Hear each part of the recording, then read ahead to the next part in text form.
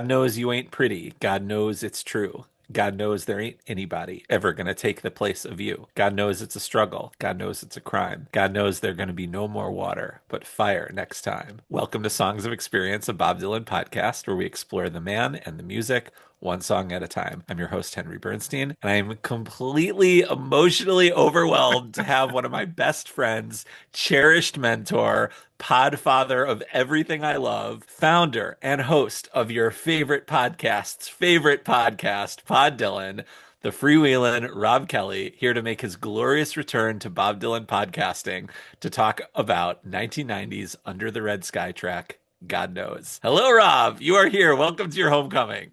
Henry, thank you. I've been trying to get on the show since episode 2, and you finally Oh, gave yeah. in. So I appreciate that. Right, right.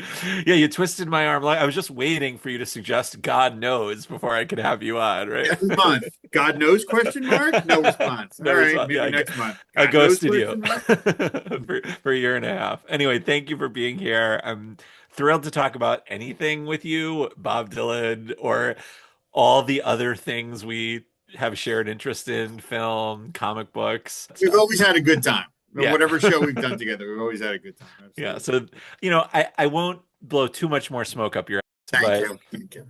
I really wouldn't be here without you, and I'm so honored you're here for our 20th episode. So let's start with the big question. What is your Bob Dylan origin story? How and when did you get into Bob Dylan? Well, yeah, I mean, I'll do the brief version since I'm sure most people listening to, although you've got lots of new people to your show, so maybe they haven't heard about Dylan. But yes, I mean, I came to Bob, late in his career, not late in life, but I got into him in art school when we were all the guys where we were in this giant dorm, not a dorm, it was like a house. It was anyway, there was a big house that we were all in first year, and we all had projects to work on, art projects, and we would all be at our art tables for the entire weekend a lot of times. And me and my roommate, our room had joined two other guys in their room, but those rooms were connected by these pocket doors. And so when we were all deciding, well, we're just going to work today, we would open the pocket doors and play music. And so all four of us would be listening to the music. And one of the guys on the other side, the other room, Dan O'Connor, I got to give him credit, my later collaborator on some things, but he had Wilburys, Traveling Wilburys Volume 1. And that's a great record. And it was obviously it was the right time for me because I knew who Bob Dylan was before that, of course, and I knew the big songs, but I remember listening to Wilburys and going, like the Dylan songs are the ones I like the most. And Yes. I went to a supermarket which sold cassettes, which is right. That's a thing. Yeah. And they had Wilburys one. I bought it. I fell in love with it, and then I ventured out not that long. I was like, well, maybe I just want to get a whole Bob Dylan album, and I bought Oh Mercy, and boom, there we go. Now That's when the sickness started. it's absolutely, and it just. But within 2 years, I had every record. I had every within. I spent the entire summer between first and second year just buying every record of Bob's I could get my hands on that I could spend money on, and then between second and third, I was insufferable.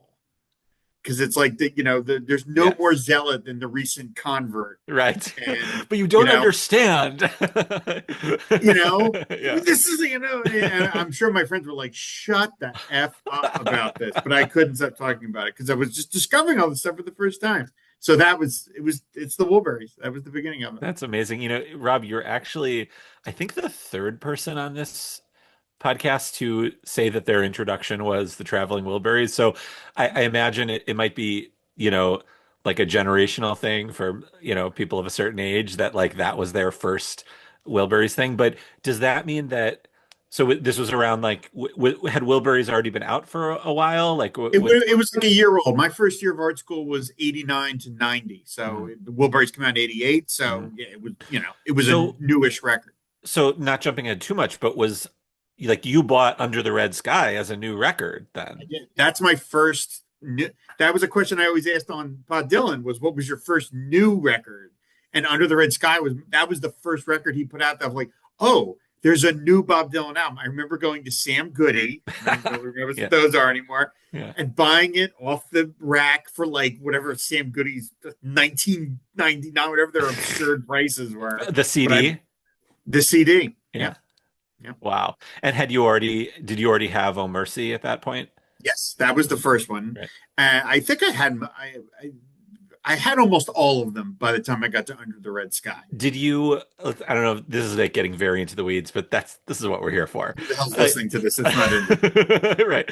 Did you go, so like you had Wilburys, No mercy. then Oh Mercy, and then the first new thing was Under the Sky. Did you go all the way back and then like go chronologically, or did you just get whatever album was? I bought what I could find Yeah, because I would be going to different stores. I mean, you got to remember, this is the Paleozoic era. There's no internet. right, I'm just buying what I can find. And right. so I was just, and I'll tell you, this is, I think I said this on one episode of Pod Dylan. I said a lot of crazy stuff on Pod Dylan episodes. It, how little I knew was I remembered buying, I bought Highway 61 Revisited and I didn't know anything about it. And I thought it was like a sequel record because of the title, Revisited. I thought, oh, he must have an There album must be a called Highway Highway 61. 61. And he's like gone back, like, okay, that's a thing, right? And then, no, of course not. But no, so the last one I got, it would probably was Dylan because that one was hard to find Right. because it's not Because it's part not of the Sony. really, Yeah. Yeah. it's not Sony, it's not, so It that was wasn't probably, good. Yeah. yeah, that was probably the last one because it was just, the whatever ones were last were the ones that were the hardest to find in an average record store. So that would have been like Self Portrait, Dylan, probably the Pat Garrett soundtrack. Right. Just that that were Real Live, like all the ones that were Right. just the lesser known records that most stores didn't have. And then once in a while, I'd find, oh, this I didn't have this. Okay, so yeah, Wow. That's amazing. Yeah. I mentioned before that my freshman year of college is when I got sucked in, and my second year, pretty much sophomore year, was when I really got sick. And I subscribed to Columbia Music record House taking, sure, record yeah, for the purpose of just acquiring all Bob Dylan albums. yeah.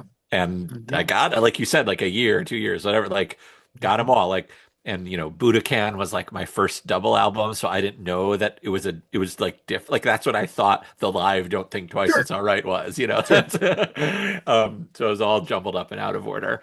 But yeah, I love that like in 1989, 1990, like he ain't dead yet. Like people we're still like coming to him for the first time. Yeah, That's yeah. It incredible. was the Wilburys. I'm sure sold more Bob Dylan, moved more Bob Dylan records than probably for anybody, really. Yeah, Really, when you think about it, right? Because it's like Petty was the biggest star at the time, so he wasn't right. having any problem selling record. Maybe Roy Orbison, but Roy Orbison didn't have as much of a back catalog as Bob did, Right, right. And and the Beatles had no problem selling the music. Beatles were the Yeah, Beatles, yeah, right? yeah, Nobody's like, oh, George Harrison, who's yeah, that? You know what I mean? right. So I think Anyone who's a Bob Beatles probably fan also had All Things Must Pass, right? exactly, Yeah, exactly. So yeah. Oh, that's great. Yeah, and I agree also that the Dylan songs, I mean, obviously I agree the Dylan songs are the best songs. But before we get into the song, let's go through the details. So Under the Red Sky, the album was recorded in January and between March and May of 1990 at Ocean Way Record Plant, The Complex, Sorcerer. 4 songs, Handy Dandy, 10,000 Men, God Knows, and Cats in the Well, were recorded in a single session in Los Angeles on January 6, 1990, before Dylan commenced a 4-week tour. So the song itself, I've read the credits for the album before. The song itself is credited with Bob Dylan on vocals and piano, Stevie Ray Vaughan on lead guitar, Jimmy Vaughan on guitar, David Lindley slide guitar, Paulino DaCosta percussion, Kenny Aronoff on drums, Jamie Mubarak on organ, and Don Was of the Was Brothers on bass. Even though Tony Garnier had already joined the live band by this point, he and the other touring musicians don't appear to be on it, which is he was still drawing that hard line between the yeah. tour band and the album bands. Yep. So, Rob, did you have any observations or trivia about the recording of this album? And then, other than it being like your first new album, what is your relationship to the album that should have been a total home run after Oh Mercy, but for whatever reason wasn't? I know that it was certainly recorded very atypically in that like he handed it over to Don Was and was like, "You assemble the musicians and I'll show up," and almost like kind of like he was sort of hands off, which is what sounds like very, and it's certainly like a parade of all stars. Yes. On the record, David Crosby and Elton John and Slash. We've heard that story about Slash and stuff, and like they didn't quite see eye to eye, whatever. It's pretty atypical. I mean, yeah, I mean, we all know now he is just categorically against doing the same thing twice. Even if everyone loved the other thing, he can't. And well, he can and he won't. I don't want to necessarily. I think sometimes he's just kind of knee jerk for its own sake sometimes, Right. which is Right. frustrating.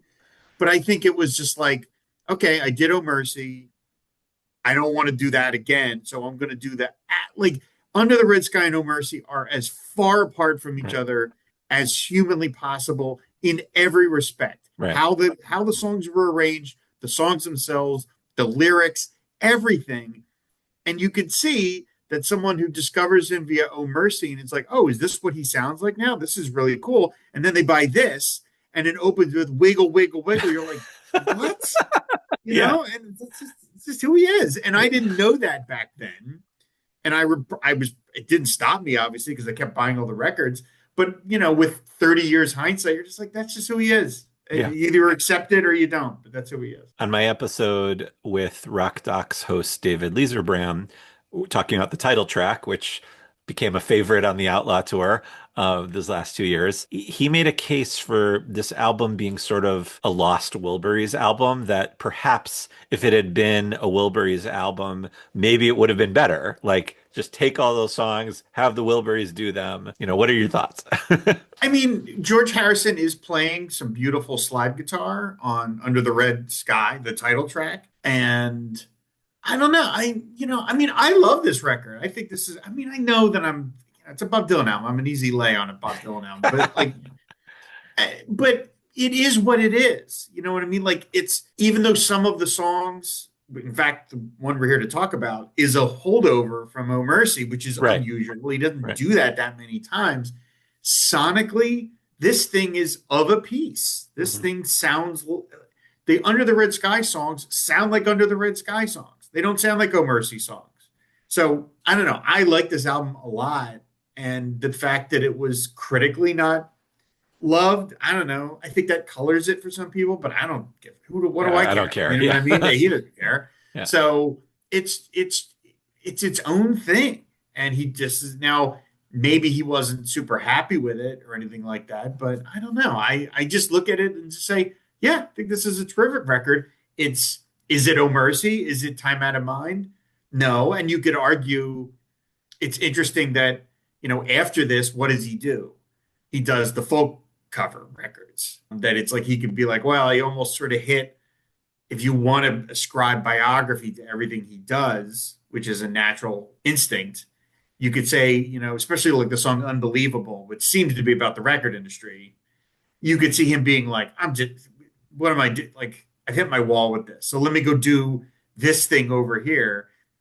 So, but I don't know. I listen when I listen to this record all the way through, it's like this thing is like all the songs fit in the spaces they're supposed to fit, Mhm. even when something like Wiggle Wiggle, and you're like, what?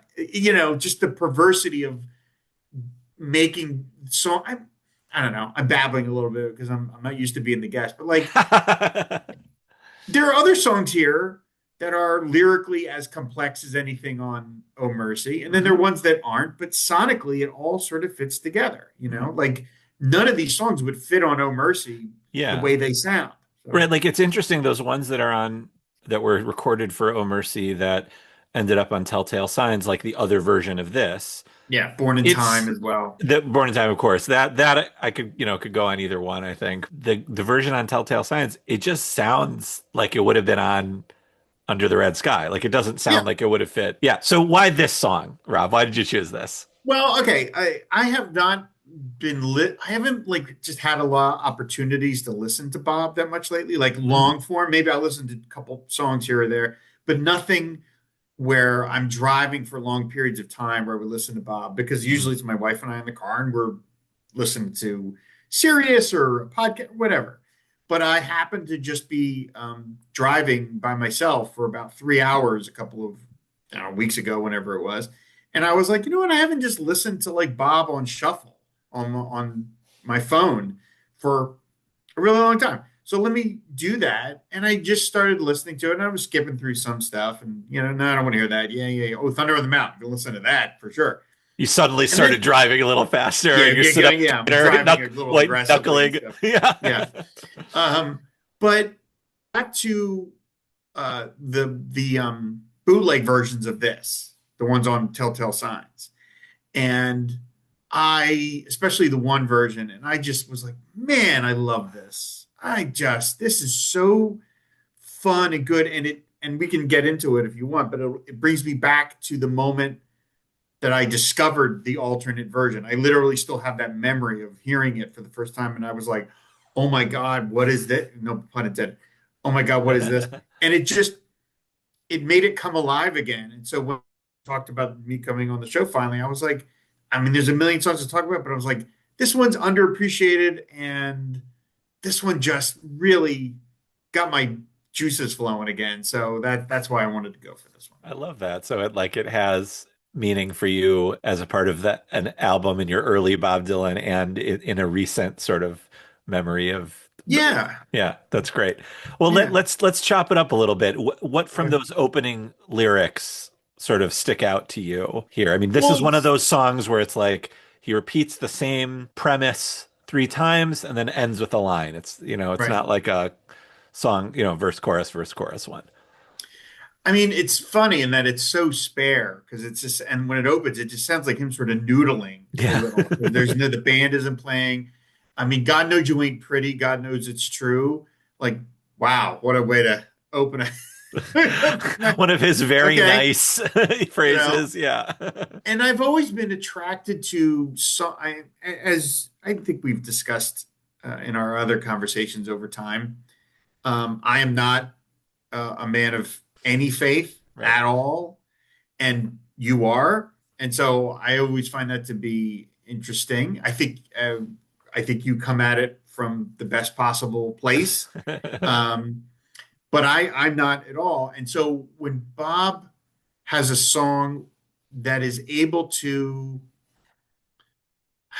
put across his notion of faith in a way that attracts me as opposed to repelling me, um, I always find that interesting. It's not that I'm going to be converted to whatever. He's not proselytizing. These At aren't least the, not then he was. not that, no, right. These aren't the born again records. He's not Right. proselytizing.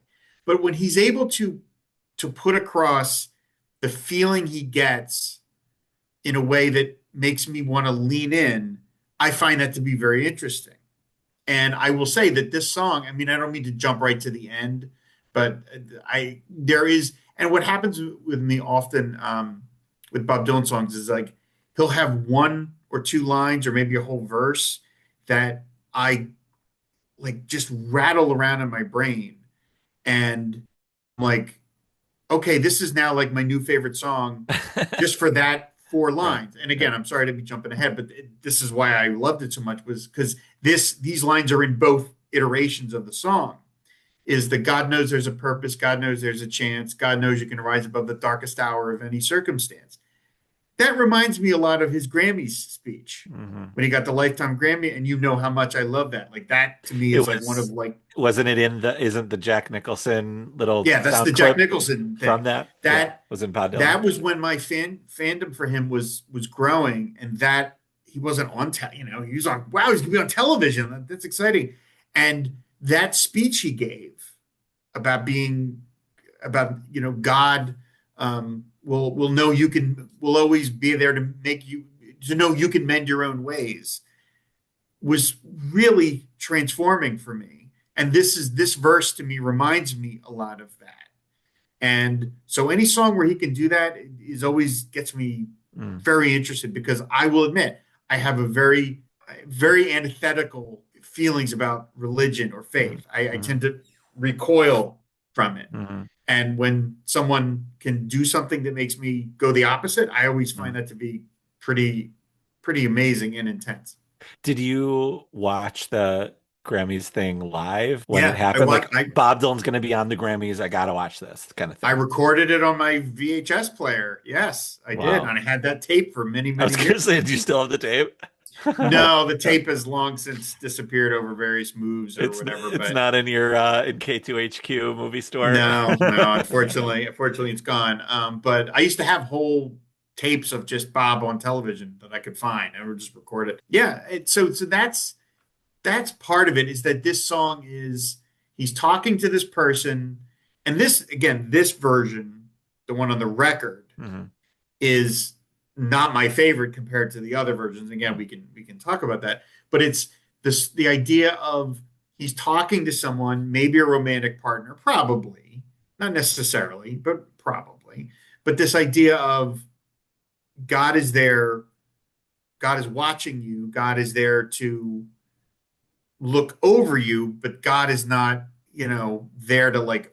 God's not there to fix what's going on. He, she, it again is standing over you, kind of. And I like that. And plus, it's like 3 minutes. He gets it all in like a Yeah, three minutes, 3.5 minutes. It's I mean, very if you're short. just looking at the lyrics, it feels like this is a really long song. Like, what is this, Yeah, Highlands? But yeah. it's No, like you said, it's 3 minutes, and because it's also kind of a bop. Like yeah. in Once the it next kicks in, yeah, yeah, like in the next stanza, God don't call it treason, God don't call it wrong. It was supposed to last a season, but it's been so strong for so long. Like one of the Bob Dylan things that live rent free in my head, like when I'm thinking about this song, is the been so strong for so long. Like, so long, yeah, yeah, like you can't help but like it's sort of like cheesy and 80s-y, but it's still there's like something joyous about it, even though yeah, what he's doing a combination of things. I think he's kind of lecturing, rebuking, and warning, but he's doing it in like this simple G C E minor G song with like a little drum track on it, yeah. It's there's sort of more going on than meets the eye, but it's also so simple.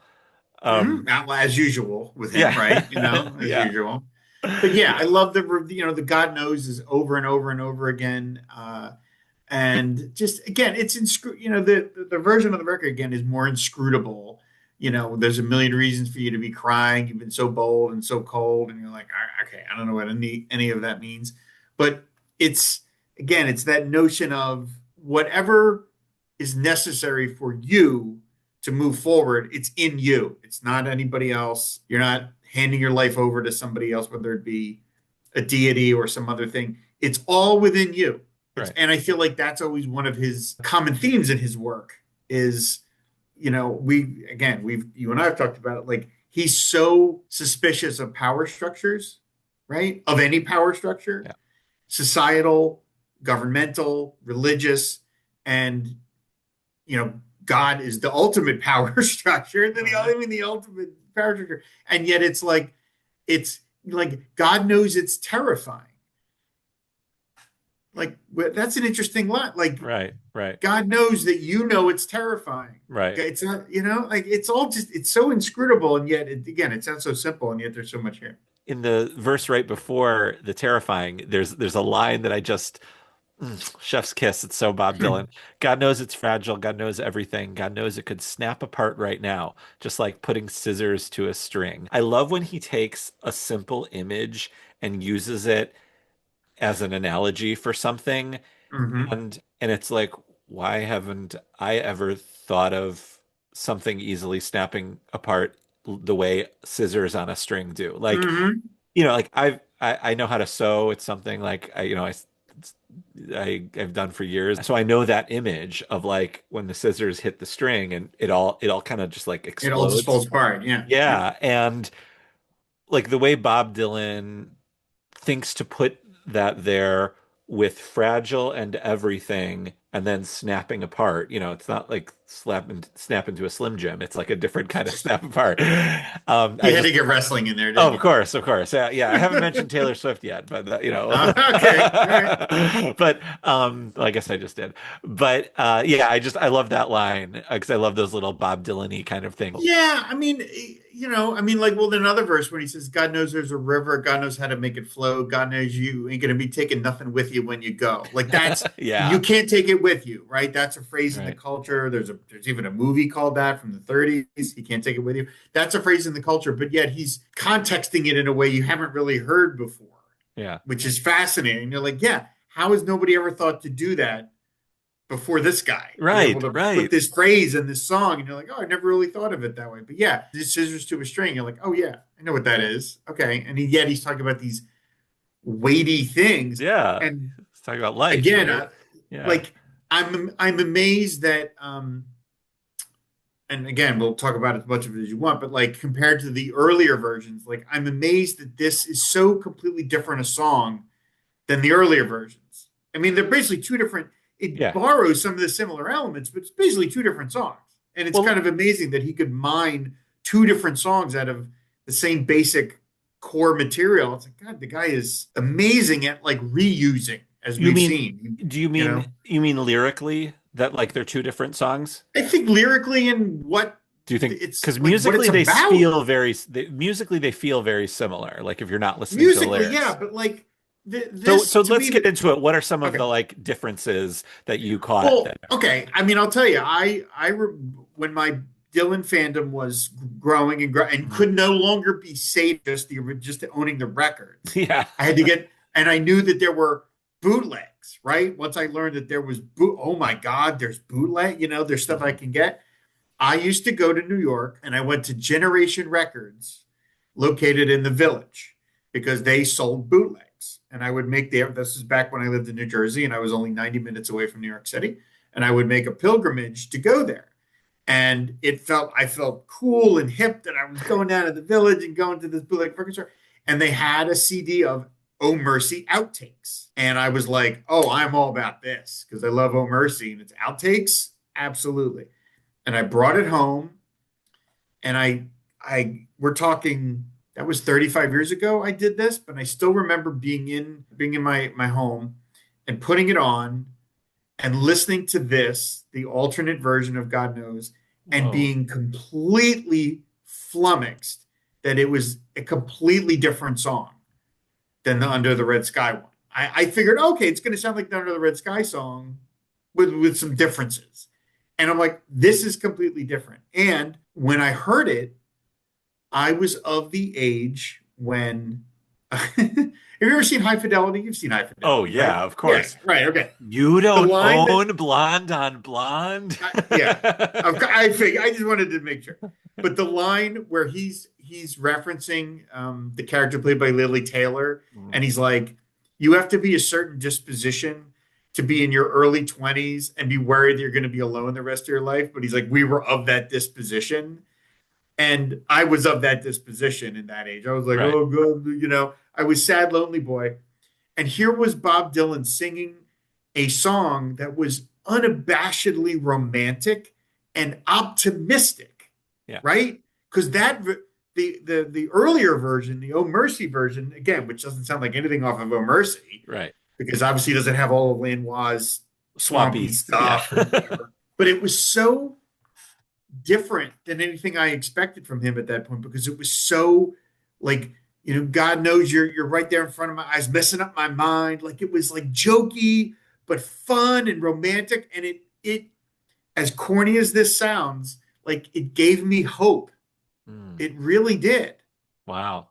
because it was like 2 in the morning when I'm listening to this, and it gave me that I was like, well, even someone as like dark and cynical as Bob can he created this piece of art that I'm now discovering, and it was like it just channeled everything that I was hoping for and thinking, and that's and so then when I wow, so it's like that version is about to me it's unabashedly about meeting, so falling in love with someone or Mm. falling for someone for the Mm. first time, or at different points of you meeting this person, and you're just completely becoming besotted by them. Meanwhile, the Under the Red Sky version is more about, I'd say, someone who's struggling with their life, and Bob is giving them advice and saying, God's there watching you, and they're going to help you get through this. Mm. It's more of that romantic than the earlier version, and so that's what I mean by two completely different. I think they're about different things, and yet it's the same song, the same bones of the song. I didn't know. I guess I didn't know that the Oh Mercy outtakes were out there and available before Telltale Signs. Maybe Yep. I'd seen them once before, but like, so Mhm. as you're saying, like as far back as like 30 years ago, like they just leaked and that was a thing that Yeah. Yeah. like a savvy Bob Dylan fan could find.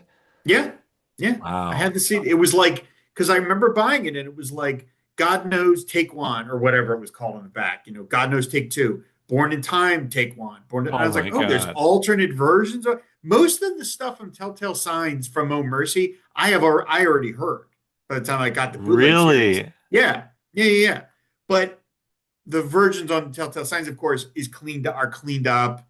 There's no audio hiss and all that crap that you get with Oh, so the and quality wasn't as good. the Yeah. quality wasn't as good. No, no, no, Right. not at all. Okay. There was always that going on, Yeah. and of course, Telltale Signs has the bootleg. The actual bootleg that I bought didn't have "Girl from the Red River Shore." It didn't have that, so that's a big one that was missing. But Series like of I said, Dreams. I don't remember whether it had series because Series of Dreams was on bootleg volumes 1 to 3. That's where I first Right, heard it. right. I mean, I don't you would have remember. known if you remember. That's your favorite song. Oh You would yeah, have. Yeah. I remember the cover. It was a green. It was like a green bar with his name, and it was just like a photo of him from like a concert playing, and it was like "Oh Mercy" outtakes. I was like, and those bootlegs back then were like I $30, was gonna and I say, was yeah. like, Okay. I don't care. I got to hear this, and it really and I still love that version from that "Oh Mercy" because it is so unabashedly romantic and positive. And first of all, it moves. It's got such a great down, down, Yeah. down. But it's just so wonderful. It's just so Bob doesn't have that many songs like that, and it always stuck out to me. Both BobDylan.com and BobServe agree that this song has been performed 188 times. First, January 28th, 1991 in Zurich, Switzerland, and most recently, I say that because maybe he'll play it one day, April 8th, 2006 in Arizona. So I want to tell you some nerdy stuff here, Rob. This Okay. puts it 104 on the overall list in times played. So in his whole canon of things he's played live, this is the 104th most played song. It's pretty high It's out of pretty high, 500 songs. right? And listen to what it's sandwiched between. Not Dark Yet, which was played 191 times, and Cry a While at 187. It beat Cry a While by one. He So got one. pretty impressive play number and right below and above like some all-time greats, especially all-time great live stuff. Like I feel like I've seen Not Dark Yet a couple times. I mean, certainly in 2019 when it was on the main set list, I saw it a couple times. So anyway, Rob, have you ever seen God Knows live? I'm glad you asked because I went back and checked my records, Very and good. not literal, not vinyl records, I know text what you file mean. of all Yeah. my songs. I have seen it 3 times, Wow. and I actually saw it 2 concerts in a row. I saw it. Really? Yeah, I saw him do it in August of '94 in Cleveland, and then I saw him do it October of '94, which was the concert where Neil Young and Bruce Oh, Springsteen showed up at the end. and He then did that it on lady on that the one. subway was like, that never happened. Yeah. Yeah, oh, you guys are making. Yeah. And then I saw him do it in '96. But yeah, so he was that in the '90s. He was, like after that record came out, he was definitely giving it some tryouts and stuff. Now I went back and listened to some of the live versions, and it's mostly just like the Under the Red Sky Yeah. version. And in fact, there's a couple versions I heard where like he drops a lot of the lyrics, and it's like he sings the first 2 verses, and then it's just the band just kind of rocking out. Yeah. And I'm like, all right, that's fine, but Anyway, it's not anywhere near my favorite of whatever. I remembered like I was always sort of like we all have us obsessive Dylan fans. We all have those songs that we are like championing. You Yes. know, Yes. there's the ones that like no one else likes as we do, and so we're always like, oh, give that. Yeah. And I was like this for God knows, and I remembered this is like I think I'd have to go back and look at it, but like I think this is like the only non-60s song that he sings at Woodstock 94. It's like all 60s Whoa. stuff and then this one. And I remember I saw Woodstock 94 when it happened. Like I wasn't there, On but the I saw it broadcast live on MTV. Yeah. on MTV. I Yeah. watched because I knew he was going to be there. I'm Yeah. like, Yeah. I'll watch this. And I remembered him doing God Knows and being like, oh my God. Again, I keep, but like he's pulling that one out. Like it made me so happy that like he didn't forget it and that it was given such a big forum, for people to see because he was in the middle of doing all these 60s classics and then he pulls out God Knows. I'm like, oh, awesome. I felt so good. It's very outlaw tour of him to like do some 60s stuff and throw in like a Here's a deep song early none of you 90s. kids are going to know, Right, It's right, great. right. That's awesome. That's great. I never caught it live. I missed it by a show. In 2005, he did a 5 night residency at the Auditorium Theater in Chicago. And I was like 22 then, my first job out of college. Like it didn't occur to me to go to more than one show. I went to like the Saturday night or the Sunday night show, and I didn't know you were supposed to go to the Friday, Saturday, Saturday, Monday show. Yeah. Like I didn't know that was a thing. So I missed it, but I wouldn't have known at the time that, oh, I missed it, God knows. But he didn't play it that much after that, only a couple more times, and 2006 was the last time. So what if you're gonna take like smush the two versions together. Mm. What in God's name is this song about? Well, that's the thing. It's like, I don't know. I mean, again, Bob's notion of faith is there. It's the idea that God is watching over you, but the power is within you. Not to talk all, you know, supernat, blah, blah, blah, blah, stardust kind of stuff. But like I mentioned earlier, when he is able, and I've heard other people do it, but not as much as Bob, which is why I love Bob as much as I do, Hmm. is that when he's able to, he's that he has shed over the decades, he has shed the trappings of the organized religion part of it, and it is more about just faith. Like when he did Hallelujah, I'm Ready to Go. Now that's Yeah, not his song, obviously, right. but like I heard him do that live a couple times, and I was like, wow, whatever religion this is, I'll sign up for it. This is Yeah, this is the religion. I can get behind this. This yeah, this feeling of joy, even though they're talking about dying. yeah. He's talking about dying, and yet it's so upbeat. Hallelujah, I'm I'm ready. ready Like to go. Larry with the high harmony. Yeah. oh my. Yeah. I keep saying, oh my God, I'm Yeah. breaking into it. Like, okay, I need to read a little bit of from the alternate takes. I'm sorry, I just do. God knows I can take it. God knows I care. God knows that everybody got to have someone in the world somewhere. Hmm. It's beautiful, Hmm. right? That's beautiful. And Bob is not, as we all know, he is not a smile button. If I may borrow a phrase from the Annals of MASH, because Larry Gelbart talked about MASH not being a smile button, Mm. where it's like he's often a frown button, but he's never a smile button. He's never going to BS you to just everything's okay. That's not what he's about. So when he drives in that lane of being so unabashedly upbeat and romantic, it feels earned, Right. because it's like this is the guy saying. So the idea that everyone's got to have someone in the world somewhere, like that's a beautiful, beautiful sentiment. God knows I'm ready. God knows you're hard to find. God knows you're standing right there before my very eyes, messing up my mind. Like I love the looseness of that. That like, and I That's love very that. romantic. That's very, I mean, Yes, he's such a charmer there. I love when he does that. yes, yeah. And again, I love as with a lot of his songs, it's the you're not no, like, is this the past, the present? Because he seems to be talking about someone in the future, but now this Yeah. person is here. messing up, right? And I related to that. I've related to that feeling of like this person is messing up my mind. Hmm. And then I think it is instructive that these two versions are so lyrically different, except they both feature that same verse about God The knows you can darkest rise hour. above the darkest hour of any circumstance. Yeah. God knows there's a purpose. God knows there's a chance. God knows you can rise above the darkest hour Darkest. of any circumstance. That's so uplifting and inspiration. The times Yes. they are a changing. Like that's Yeah. you can do it. Like who knew Bob was a motivational speaker? Yeah. If I did go to church when I was a young boy, I was forced to. And if any of the priests that I had to listen to ever said anything like that, that might have gotten me Mm-hmm. engaged. That kind of like optimistic, open, but yet, it's again, and this just goes back into like what my core beliefs are, but it's like it's all in you. It's all in you. It's not, you can't get it from anybody else.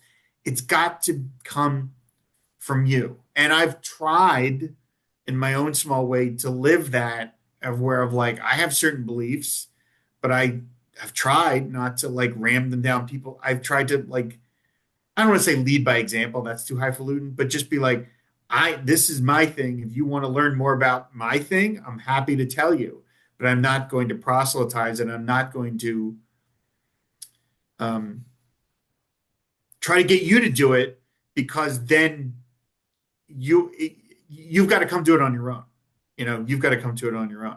So, and then again, it's all mixed in with when I discovered it that it was still kind of early in my Bob fandom, and I was just so impressed that this guy could transmute the same basic material into something so different. That was something, and it was always so amazing to me. And it's still happening to this day. Like they're putting out bootleg series, like when they did the More Blood, More Tracks and they had that alternate version of "You're Gonna Make Me Lonesome When You Go," and I was like, Yes. "Oh no, the record version is perfect. There's no way Right. you can do it better. That's it. It's over." And then here's this version where I go, "Oh my god, it's just as good," Yeah. and yet it's completely different as a slow ballad. And I'm like, how does he keep doing that?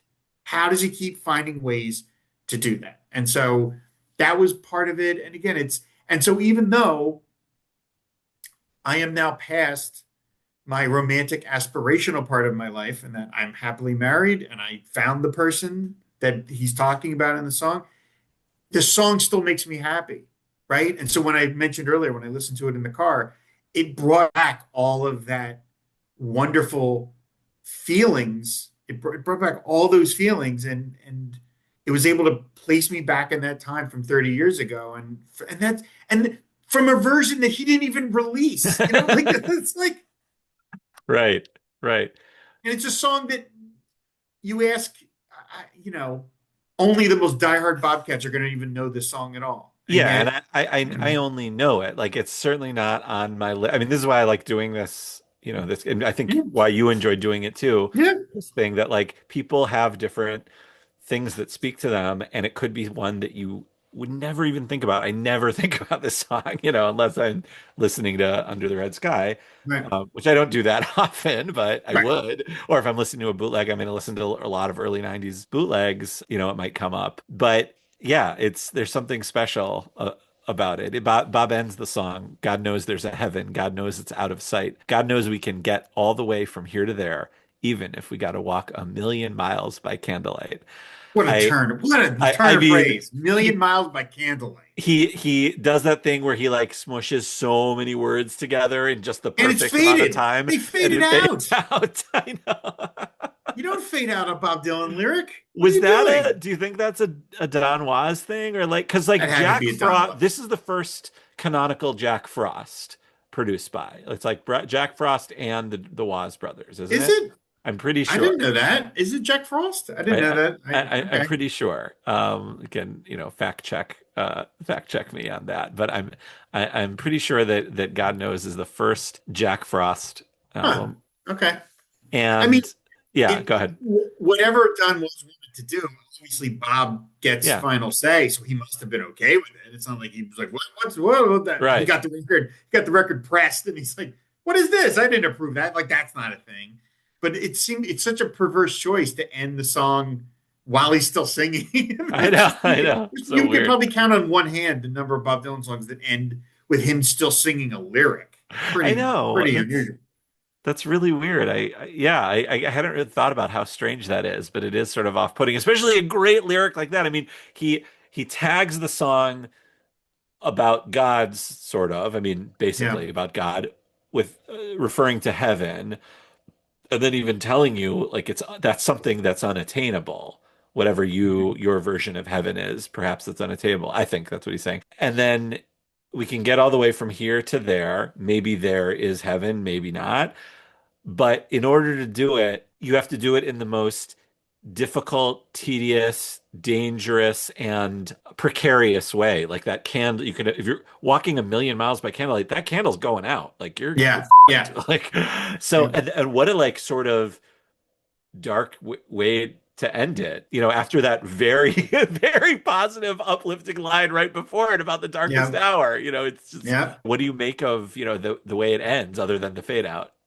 It's again, it's like it's a dark line, but yet it's with such exuberance, and the Mm. band is rollicking along that you can't help but feeling like this is it's positive, even though the lyrics are kind of dark, you know. But it just it's this performance of it. Again, the million miles by candlelight is just what a It's incredible. That's like an all-timer incredible, right there. right? It's an all timer, and I it's mean, I say again, that on literally every single episode. Oh, that line's an all-timer right there. But it's true. and well, and that's why you have a podcast about it because it's like this is ridiculous, this is absurd how much spills out of this guy's brain, that you have never heard. I mean, again, a million miles by candle, but I like the God knows we can get all the way from here to there. Well, Mhm. what is here to there? Does that Right. mean is that romantic love? Is you and I can get from here to there? Like right now, maybe we're separated, but we can get together. Mm. Or does it mean heaven? I don't Is it maybe. literal, like just literally getting through life from here to there? Like, well, yeah, it's there's so many, and Yeah. it's in many, and it's sort of like I know it's the last line, but because it's faded out, it's sort of like a throwaway line. Yeah. Because you Like got to really strain to hear it. Like that's the kind of thing that would like keep me up at night. Walk a million miles by candlelight. Like put that on a t-shirt. That's an amazing line. I will tell you, going back earlier part of the song, like Yeah. I was so wanted to like lock in on where he was in the early days that I remembered reading that again, this is someone supposing, but they mentioned that they thought that the reference in the second line, the second verse, that God knows there's going to be no water but fire next time. Oh, yeah, yeah, That yeah. there's Yeah. a James Baldwin book called The Fire Next Time. I Mm, went out and bought The Fire Next Time and read it simply because it it was was may have been referenced in a Bob referenced in a Dylan Bob song. Dylan song. Yeah. Yeah. Now, I didn't understand any of it. I was not at a level that I could have appreciated. But what a nice thing to be able to say. I went out and read a James Baldwin book based on one line of a Bob Dylan song. Like That's that's a incredible. great that's a great thing. Because he's read it. So Oh, sure as hell he's read it. But it's like, do you think that also that 1930s movie you referenced like he's referencing that too, or which one? What movie? there was one line where you said, "Oh, Oh, that's no, the you can't take it with you. yeah." You never know with him, right? I Because mean, we know he's a cinephile. Like, all this stuff is bouncing around in his skull. It could be. I mean, but yeah, there's ambiguity, there's darkness, there's sadness, and then there's all this hope yeah. wrapped up in it. Again, and it's exuberantly. By the way, I did check the Woodstock. There's only one other non-60s Joker Man. He does Joker Man, Oh, but it's all 60s plus Joker Man and God knows. that's That's it. right. He does Joker Man. Um, Yeah. but yeah, it's the idea that I don't know. Again, that he can get so much out of one basic idea, and I just still find that to be amazing. Even though I've been a fan now for 35 years, 36 years now, I'm still amazed that he can do that. That like you think of some other artists, I'm not running down anybody, but of other artists that like would latch onto a great lyric and it was like they would ride that for all they can because I can't believe I wrote something so amazing and he can just toss off this stuff, Right. on a record like this. And again, having this like he will never know, and I'm sure he's heard this so many times it doesn't, it doesn't mean anything to him anymore because, what can you do? But like he created this alternate take, right, of the God knows, this version that he recorded, tossed away, and forgot about, right? And it sits in a vault, and thankfully, some criminal steals it and God bless puts, that criminal. God bless that criminal. Some Columbia flunky was like, I'm going to make an acetate of this and slipping this out the back, taking this down the freight elevator, and it winds its way to a bootleg presser, and it makes a CD, and the CD is on sale in New York at the exact moment that I'm there to buy it, and it's the exact moment that I felt like I needed to hear that, That's right? amazing. And I don't ascribe fate to things. I'm just not bent that way. But I spent a lot of my 20s being like real sad boy.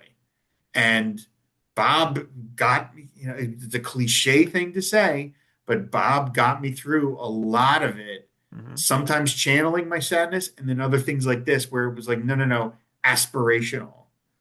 And it's just, and when I was listening to it in the car just a couple of weeks ago, it still retains that power, Mm. even though things have no pun intended, things have changed, Yeah. and I'm no Yeah. longer that sad boy, but nevertheless, that feeling of like, You're no longer a worried man with a worried mind. I'm not a worried man with a worried mind, Yeah. but yeah, Yeah. it's still, you know, it's just, I'm just like humbled by it. And so that's why when we were Mm. talking about doing an episode, I'm like, yeah, there's so many things to talk about, but this thing and it's so simple, right? The Hmm. original version is so simple. Hmm. It's just a straight ahead rock song, Hmm. But I would love to know, like, what what was his headspace when he wrote this? Obviously, he Right. was feeling really romantic, and I'm like, oh, Right. was he in a good place then? I hope so. You know what I mean? It's beautiful stuff. It is beautiful stuff. I would love to hear like a solo acoustic version of this, with just him playing guitar.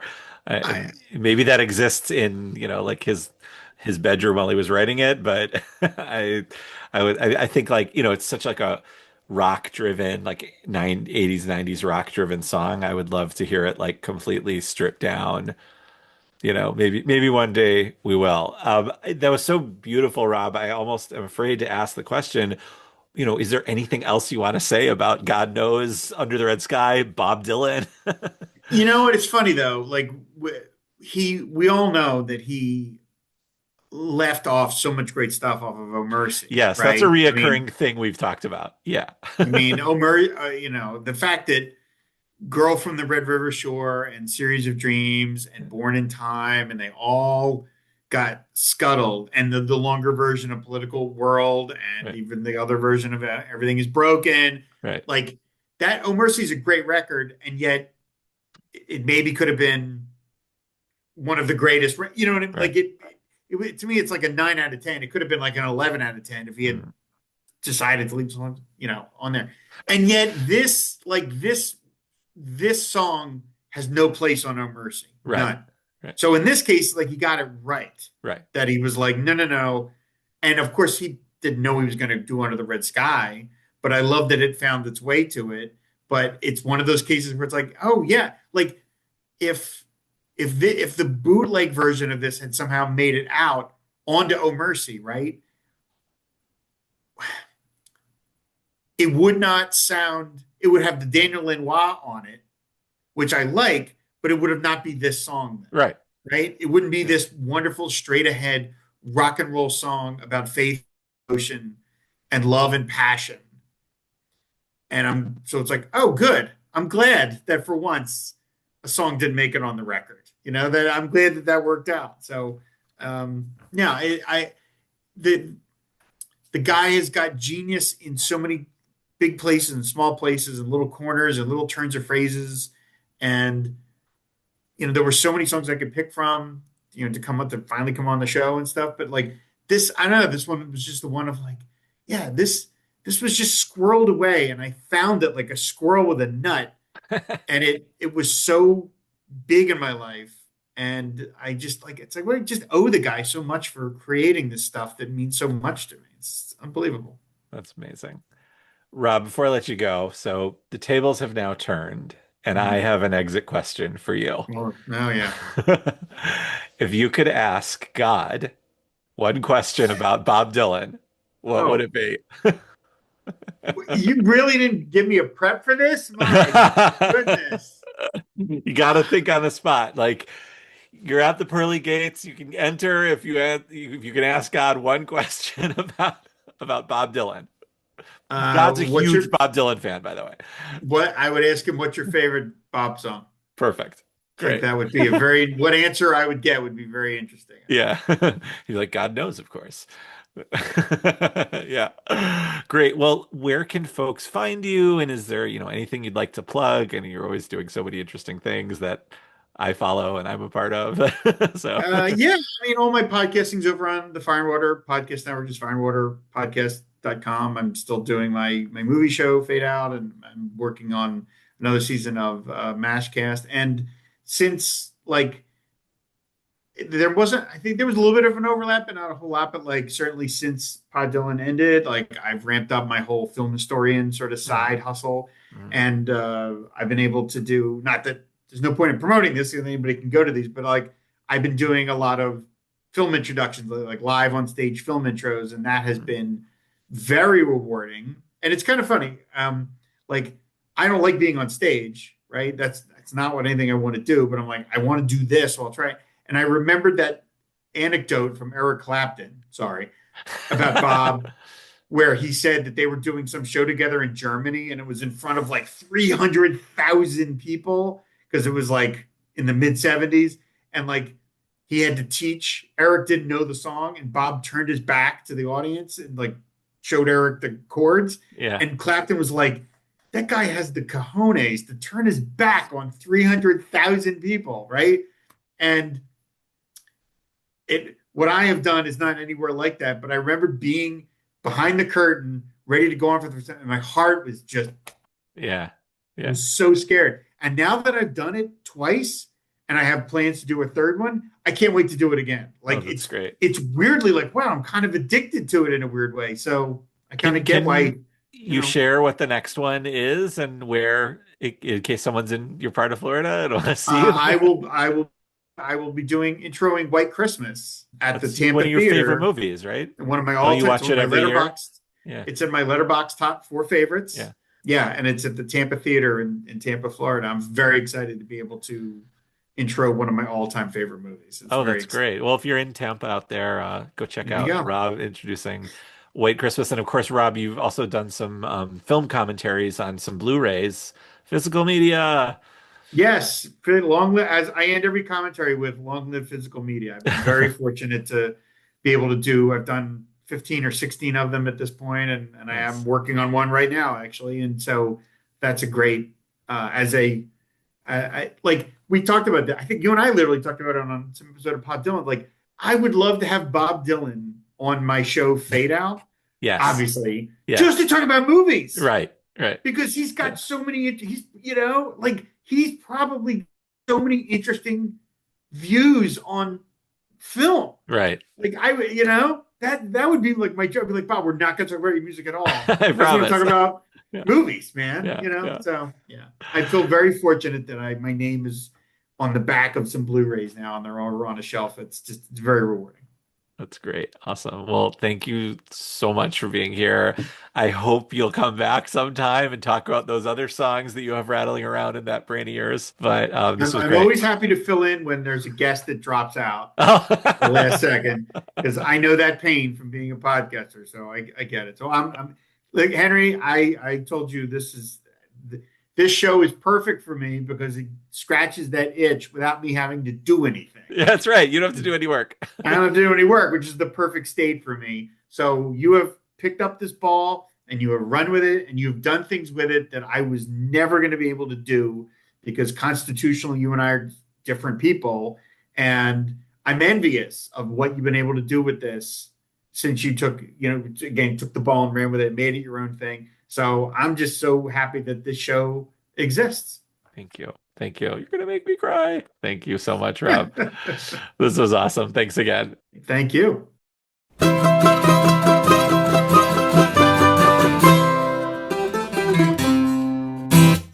Thank you so much for listening and watching. Look for the next episode on the 15th day of the month in all of your podcast feeds. If you're subscribing to Apple Podcasts, please take a moment and give us a rating or review. It's the best way to spread the word about the show. For a video version of the podcast, please subscribe to our YouTube channel at Songs of Bob Dylan. You can, of course, email us at songsofbobdylan@gmail.com. Thank you to my friend and mentor, Rob Kelly, for designing our fabulous logo, and to my mandolin teacher, Mark Mitchell, from the Old Town School of Folk Music in Chicago, for teaching me how to play the intro and the outro. If you'd like to help support the cost of hosting my podcasts, go to patreon.com/gonzo3249. For $5, I'll show my gratitude by giving you a shout out. So thank you to Rob Kelly, Joachim Meckel, Roberta Rakove, Matt Simonson, Christopher Vani. For $10, I'll send you a surprise piece of vintage Bob Dylan merch. So thank you to the girl from the North Country, Katie Sorovic. Speaking of merch, I have a store. Lots of fun stickers, shirts, hats, and other goodies for you. So check it out at etsy.com/Henry Podcast Store. Thank you to my Substack subscribers, Mark Godfrey, Linda Maltzby, George Pasella, Bonnie Ramba, Nancy Cobb, and Peter White. You can check that out at henrybernstein.substack.com. Truly, I love you all. Thank you again, and see you next time.